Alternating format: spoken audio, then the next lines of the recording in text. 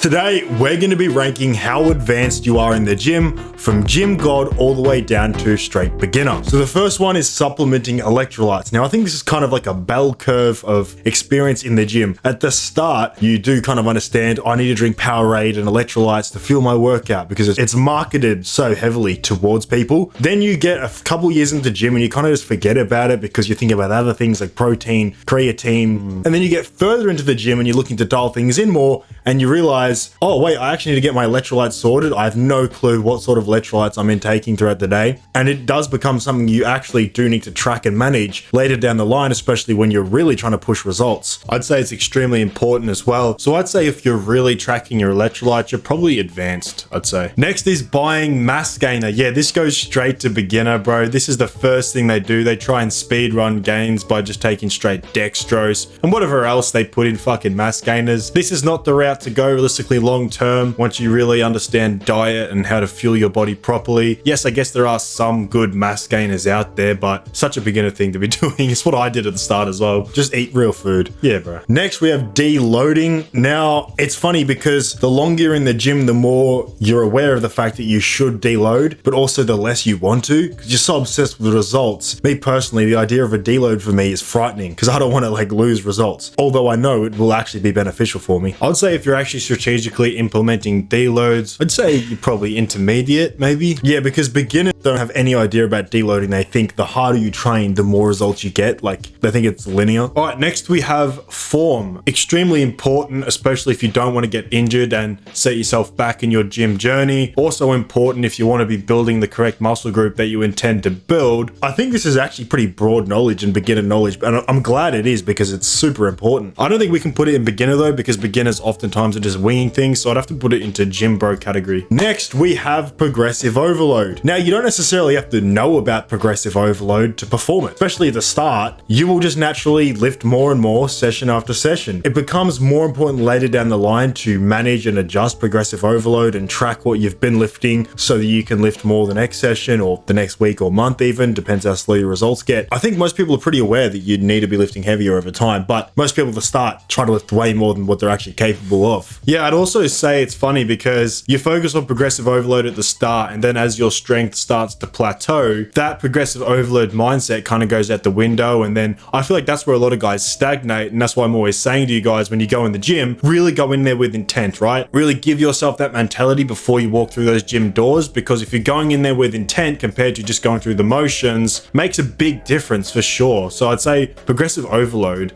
is extremely important. I'd say it's intermediate because a really common experience is people will consistently progressive overload for the first year and then it'll sort of just, the wheels will fall off after that. Next, we have taking anabolic androgenic steroids. So every gym bro gets to that point, right? Their strength plateaus, they're not looking how they want to look, and because they've been looking at all these influencers online, they get these expectations and then they're oftentimes very underwhelmed with their results, and that's when they go down this route, man. But I'd say if you do really take the steroid pill and you go down that route, you're pretty committed to the gym, man. I mean, you've just made a lifelong decision based around a hobby. Yeah, I think it's a pretty common experience in the gym now where everyone's sort of like on the fence about it. Everyone's kind of just joking with one another about, yeah, bro, let's just jump on one cycle, just one cycle. Let's just do a bit of rad 140 or a bit of MK or something. Like, I feel like the idea of steroids is a lot more open now. I feel like that shift has only happened in the last 5 years as well. I remember when I first went in, steroids were completely drawn out of everything. I mean, steroids were very taboo, and I always correlated it with like those synthol guys, and that's what I thought of it. And it was like, once you get off, your muscles deflate. I remember all this propaganda I used to see, but now it's like an open talking topic. Yeah, I mean, it's funny because some guys will train 10, 20 years naturally, and they just naturally have super high inhibition and will do every little bit of research before they do it, make a super educated decision. And some guys just either, whether it's low IQ, low inhibition, will just send it straight away. They just don't care, like, you know, about the ramifications of it. I mean, I personally know people that have done steroids before they even got their ass into the gym. I want to put this straight in the middle for that reason. Yeah. Intermediate. Oh, no, you gotta at least put it into advanced. If you grab the median person that hops on steroids, it's advanced. Next, we have workout splits. I won't say this is beginner.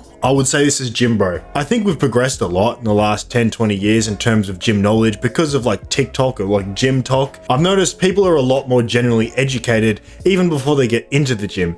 Me personally, when I started the gym, I had no clue what to do. I started off with like some sort of circuit in my garage. It was like sit-ups, push-ups, and I think it was shoulder press. It was just super random. I had no clue what I was doing, but a lot of people now seem to know everything before they even get in the gym. And I think social media plays a big part of that in like gym culture. So it goes gym bro. Yeah. Next we have wearing gym brands, popular gym brands like Young LA, Gymshark, Lululemon, buying dedicated gym brands. I'd say you're pretty into the gym if this is the case, or maybe you're the type of guy that gets all the kit and you have all the gear and no idea. This is once again like a bell curve. Everyone at the start owns no gym clothing. Then you buy all the fancy, compressions and shit. And then eventually you just start to wear trackies and a tank top. I'm at the trackies and tank top phase, boys. If you see me at the gym, I ain't in anything fancy, man. I gotta put this in the gym, bro. Yeah, it goes in the gym, bro. Tracking your nutrition. No one does this, I swear to God, no one's actually tracking consistently. I can go in my Chronometer app and track back every single day for the last 6 months. I'll know the exact calories I ate every single day. And maybe that's because, I'm on the fucking spectrum a bit, got the tisms, but I also I don't know, it just becomes habitual after a certain point, and I think it's great to do. Yeah, this is the highest ROI thing you can do. Your nutrition is everything. I'd say it's even more important than tracking your workouts. Realistically, what you're putting in your body, that's your fuel, that's your life force, man. I'm like, there's no better thing you can do than track exactly what you are putting into your body. You can't put diesel into a petrol car. So as you get advanced, you don't have to track because you know what you're eating, right?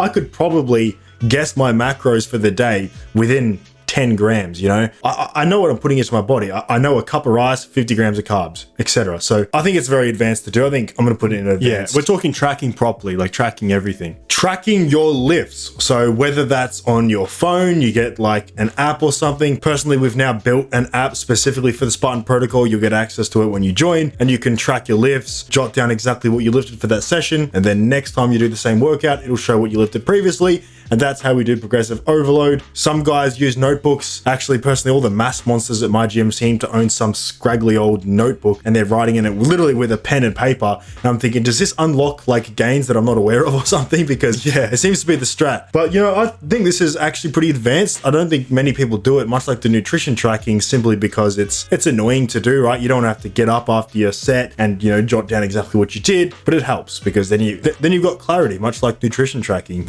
Also with the apps, like especially with the one we developed, it says how long before your next set, so you get like exactly the correct rest times. I think that's also extremely important. Either guys will drag it out way too long or they'll leave it way too short and they're just amped up to get back into it and they're not getting their proper rest times in. I have to say this is advanced. What do you think? Yeah. If you're actually tracking it, not just sort of estimating. If you do want early access to our app, by the way, before we release it publicly to the App Store, you can get that first link in the description. Next, we have whey protein. It's exactly the same thing as the mass gainer. People just go to the supplement store and think it's like steroids. I know guys that buy whey protein before they even do their first session. They'll send me a message and ask me what supplements they need to buy. And I said, have you done your first workout yet? No, I'm just doing all my research first. Mate, shut the fuck up, get in the gym. But whey protein is a great supplement. I'm not gonna say it's not, but it's beginner. Everyone knows about it. Next, we have your recovery, mainly being your sleep. If you've been in the gym long enough, recovery is extremely important. And a lot of guys aren't prioritizing it as much as they should be. But I would say this is probably gym bro status. Next, we have RPE management, rate of perceived exertion. Beginners try to just go as hard as they can, but ironically, it's actually not that hard because their perceived idea of intensity is much lower than actually what's possible. Their brain actually gives up before their muscles do. And then as you progress in the gym, you train till failure, like actual mechanical failure every single session. Then you do a bit more research and realize maybe that's not optimal. It's super widely debated. I don't know why this is like the biggest debating topic on Instagram. Everyone's focusing on this tiny little subsect of training, and I don't know why. It's like this massive argument. I always go back to you look at even the golden era bodybuilders, they all had completely different ways that they like to train. Like Ronnie Coleman would do like insane powerlifting. You looked at Arnold and he would be doing these sets, and other bodybuilders would say like that is just the incorrect way to do it, and he would win Olympias. So that's my point of view on it. I think this is very advanced. I'd actually have to put this above advanced because if you're actually like getting the numbers of RPE 5, EMG electrodes, like Jeff Nippert style shit, you know. Yeah. You're an absolute nerd, and you probably don't have sex at this point, so I'm going to put it to Gym God. All right, next we have meal prepping, one of the highest ROI things you can do for your nutrition. I think everyone realistically should be doing this if they work jobs or they have a busy life or they're actually trying to get properly jacked. I was at a function one time and I had someone, you know, just sort of asking me about fitness. He's trying to get into it and stuff. And he said, oh, what sort of foods do you eat? And I said, oh, yeah. So I just meal prep. I meal prep my lunches. I meal prep my dinner. And he, oh, I don't have time for that, bro. You don't understand. I don't have kids. I'm like, wait, you don't have time for that? This saves time. That's the point. Everyone seems to think meal prepping is something extra. No, we're actually simplifying our life. I don't know many people that meal prep, to be honest. Yeah, it's also way more affordable. Like, even if you don't save the time because you go out to get Maccas every day, you're saving your money, which is time anyway. It's so funny. People's brains are so simple. They think because it takes, I don't know, an hour or two to meal prep, that's an hour or two to make the meal. No, that's an hour or two to make 14 meals, right? Divide that up by the days. It's an average of like 5 minutes a meal. That's less than if you were to sit in the drive-thru and order your shitty food. So I'd say, like, if you're meal prepping properly, you know, according to the macros and micronutrients that you need, and you're tracking all of it, it's intermediate. I'd say it's intermediate, yeah. All right, next we have pre-workout. Yeah, this goes straight into beginner. Everyone always gets way too cracked out on pre-workout. They discover what the beta-alanine itch is. It feels like they got bugs under their skin and they have an anxiety attack and feel like they're going to die. Yeah, every beginner does this when they first go into the gym. Next, we have lifting equipment. So whether you buy lifting straps or liquid chalk, Versa grips, lifting belts, you know, all the accessories, definitely past the gym bro, maybe. Then again, I do see beginners with, like, it's almost the beginners that bring the most equipment now that I think about it. Yeah, like, the gloves on. I remember when I started, I had a lot of the grips and I've lost all of them and I've never bought any. Like, I know I need them and I know, like, it's going to help my form and probably my wrist. I just don't want to fucking wear them, bro. I just want to get into my workout, but that's just me. I know they do help. Yeah, and if you're doing deadlifts and squats, obviously, like, a lifting belt is almost necessary. Maybe not necessary, but I'd say if you're consistently using lifting straps and lifting belts, I'd say that's gym bro. Next, we have miscellaneous supplements outside of pre-workout and whey protein.